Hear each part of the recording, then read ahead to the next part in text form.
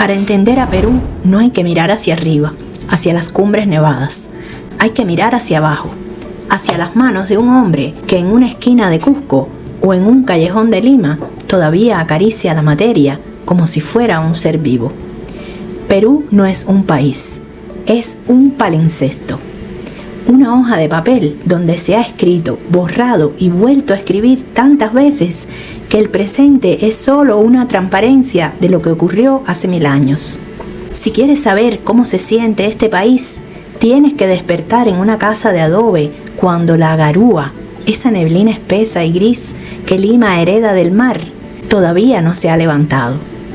Huele a humedad antigua, a salitre que corroe las fachadas republicanas, pero sobre todo huele a sofrito, ese aroma de ajo, cebolla y ají amarillo que escapa por las ventanas y te dice que no importa cuán difícil sea la mañana, en Perú siempre se cocina con esperanza. Aquí el saludo no es solo una cortesía, es un reconocimiento de linaje. El peruano te llama maestro, te llama jefe, te llama sobrino. Es una jerarquía del afecto donde todos están conectados por un hilo invisible. Hay un anclaje conceptual que define esta tierra, la paciencia del Ande. Es esa mirada que tienen los pastores en la puna, una mirada que parece haber visto pasar siglos y que no tiene prisa. Es saber que la tierra es eterna y que nosotros somos solo sus cuidadores temporales. En Perú, la comida es la verdadera religión. No es lujo, es identidad. Es el detalle de la señora que en un puesto ambulante corta el limón con una precisión quirúrgica para que el ceviche no pierda el alma. Es el ritual de poner un trozo de pan sobre la mesa y decir buen provecho a desconocidos. Porque aquí el hambre se comparte y el sabor se defiende como si fuera una bandera. Son un pueblo que ha aprendido que la abundancia no está en lo que se tiene, sino en cómo se transforma lo poco en un banquete. A principios del siglo XX, el mundo creía que la civilización peruana era una copia, un eco lejano de México o de influencias extranjeras. En esa época de desprecio por lo propio, surge una figura monumental y solitaria, Julio César Tello. No era un aristócrata jugando a ser explorador. Era un hombre de sangre indígena, nacido en las montañas de Huarochirí, que se convirtió en médico para entender el cuerpo y en arqueólogo para entender el alma de su pueblo. Tello caminaba solo por los desiertos de Paracas, desafiando el viento que corta la piel. Mientras otros buscaban oro, él buscaba basura sagrada, fragmentos de cerámica, restos de comida y sobre todo telas. Su conflicto no era solo con la arena, sino con el sistema académico que no acepta que el indio pudiera ser el arquitecto de su propia grandeza. La paradoja de Tello es que siendo médico se dedicó a exhumar muertos, desenterró cientos de fardos funerarios que habían esperado 2000 años bajo la arena caliente. Cuando abrió el primero, sus ojos no vieron cadáveres, vieron artistas. Vieron mantos tejidos con hilos de oro y plumas de aves selváticas que conservaban un color tan vivo que parecía que habían sido terminados en esa misma mañana.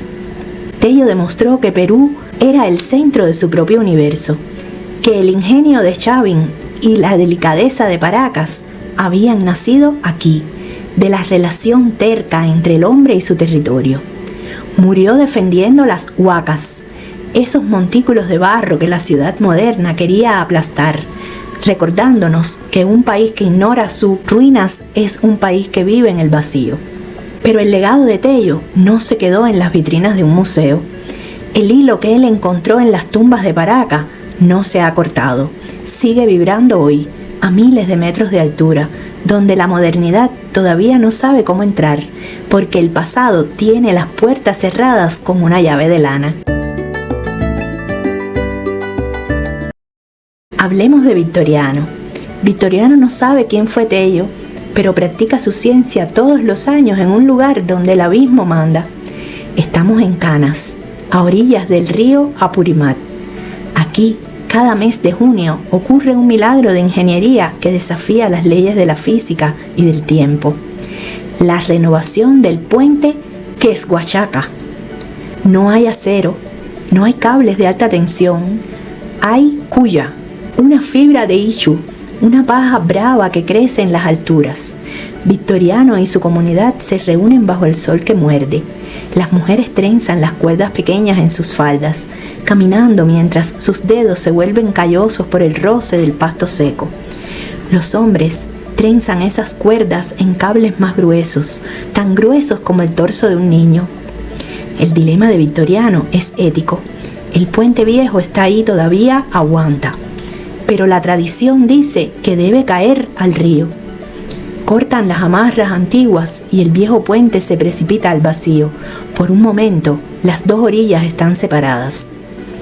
Entonces empieza la minca, el trabajo colectivo. Victoriano se cuelga sobre el rugido del río, a 30 metros de altura, sosteniéndose solo de su propia fe y de la fuerza de sus vecinos. No hay planos escritos, solo la memoria de los abuelos. Tejen el puente en el aire. Es una danza de manos que se pasan la fibra. Cuando terminan, el puente no solo une dos montañas, une 2 milenios. Es un puente de paja que soporta el peso de los camiones y del olvido. Victoriano sonríe, limpia el polvo de sus manos y vuelve a su chacra. Sabe que mientras sigan tejiendo, el mundo no se va a romper. Perú es un recordatorio constante de que la realidad supera a la ficción. En las laderas de los Andes se cultivan más de 3.500 variedades de papa. No son solo comida, son un seguro de vida para el planeta.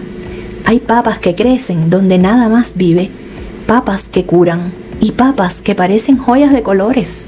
Si alguna vez hay una crisis alimentaria global, los ojos del mundo volverán a los Andes peruanos. La ciudad que no debería existir, Caral. Mientras en Egipto se levantaban las pirámides, en el desierto peruano ya existía una ciudad sagrada con pirámides de barro y sistemas de ventilación que usaban el viento del valle. Caral tiene 5.000 años. Es la civilización más antigua de América y nació sin guerras. No se han encontrado armas, solo flautas hechas de huesos de pelícano. El Internet de cuerdas. Los incas no tenían escrituras como nosotros, pero tenían los quipus, un sistema de cuerdas y nudos de colores que almacenaban datos complejos, censos, leyes, poemas. Un quipu es esencialmente una computadora binaria de algodón y lana. Todavía estamos tratando de descifrar todo lo que esas cuerdas tienen que decirnos. El hervidero amazónico. En la selva peruana fluye el Mayantuyacu, un río cuyas aguas llegan a los 100 grados Celsius. No es un volcán lo que lo calienta, sino un sistema geotérmico profundo. Es un río que hierve y que mata a cualquier criatura que caiga en él. Un recordatorio de que la Tierra todavía tiene secretos que no nos ha contado. Al final, Perú nos enseña que el tiempo no es una línea que nos aleja del pasado, sino un círculo que nos envuelve. Ser peruano es vivir con un pie en el asfalto y otro en el barro sagrado. Es saber que, aunque el mundo exterior cambie, hay algo en esta tierra que es innegociable, la dignidad de lo hecho a mano. Son hijos de la piedra que no se quiebra y del hilo que no se rompe. Perú nos recuerda que la verdadera modernidad no es olvidar quiénes fuimos, sino usar esa sabiduría para no perdernos en el camino. Son el país que sigue construyendo puentes de paja porque sabe que a veces lo más frágil es lo más resistente. Entender a Perú es entender la eternidad. No es algo que se encuentra después de la vida, sino algo que se construye todos los días, con paciencia, con sabor y con un orgullo silencioso que solo tienen los pueblos que han sobrevivido a todo. Soy Luisa, y si este viaje por el alma de Perú te ha tocado, suscríbete y acompáñame a recorrer el resto de nuestra América.